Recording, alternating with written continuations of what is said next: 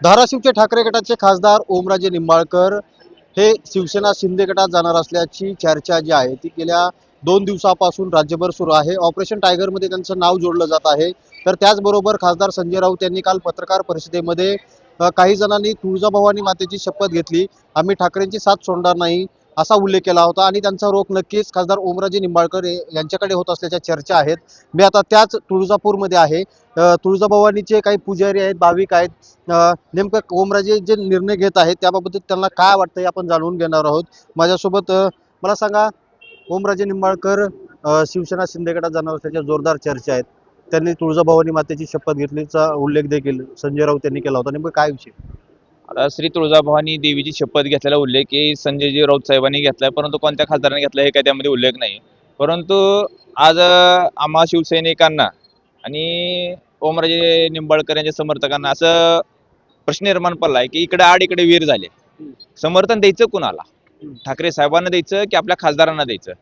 हे देशामध्ये 5 नंबर मतांनी निवडून आलेले खासदार आहेत। लोकप्रिय, कर्तव्यदक्ष, सेलिब्रिटी खासदार म्हणून यांना म्हणलं जातं महाराष्ट्रामध्ये, जिल्ह्यात नाही तर महाराष्ट्रामध्ये। परंतु आज आपल्या माध्यमातून समजतंय की खासदार ओमदादा निंबाळकर हे शिंदे गटामध्ये सहभागी होते आणि ह्यामुळं सोशल मीडियाच्या माध्यमातून प्रतिक्रिया त्यांच्यावरती टीका मोठ्या प्रमाणात होत आहे। हे आज आपल्या माध्यमातून सोशल मीडियाच्या माध्यमातून कळतंय। ते जाहीर करत नाही। 2 दिवसापासून मीडिया त्यांना विचारतोय, कुठल्या बैठकीला त्यांनी दांडी मारताना पाहायला मिळतात। त्यांची भूमिका जी आहे ती वेटांवरची भूमिका आहे। काय वाटतं सगळ्यांना?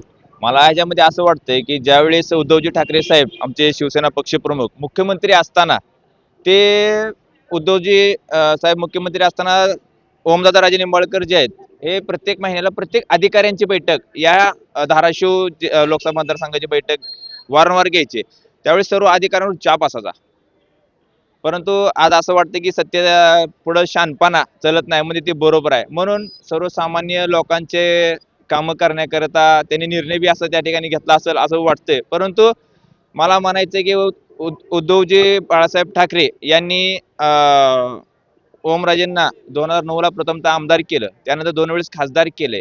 त्यांनी स्वतः दादांनी म्हटले होते की आम्हाला साहेबांनी भरभरून दिले, पण मी कुठे पक्ष सोडणार नाही, मी कोणाच्या सहभागी होणार नाही। आम्हाला वाटते की त्यांनी सहभागी कुठल्या पक्षामध्ये जाऊ नये, आपला आहे ते पक्ष सांभाळावा, आपला उद्धवजी ठाकरे साहेबांच्या पाठीशी खंबीरपणे त्यांनी उभं राहावं असं मला आज या ठिकाणी वाटतं। काय वाटतं ओमराजे निर्णय घेतला, जर घेतला तर काय सोबत असतील सगळे लोक? नाही साहेब, आम्ही जे पहिल्यापासून ठाकरे कुटुंबासोबत एकनिष्ठ राहिलेले शिवसैनिक आहोत आणि एवढी फुटाफुटी होऊन सुद्धा महाविकास आघाडीचे अधिकृत उमेदवार म्हणून आम्ही ओमराजेचा प्रचार आणि प्रसार करून 3,30,000 मताधिक्याने निवडून आणलं। त्याची जर हे परतफेड करणार असतील तर ह्यांचा आम्ही जाहीर निषेध करतो। त्याचे काय कार्यकर्ते मध्ये विकासासाठी ते तिकडे जाईल? विकासाचं गाजर दाखवून जिल्ह्याला तुम्ही येड्यात काढू नका। आज 15-15 कोटीमध्ये तुम्ही जर विकले गेले असताल तर तुमचा आम्ही जाहीर निषेध करतो।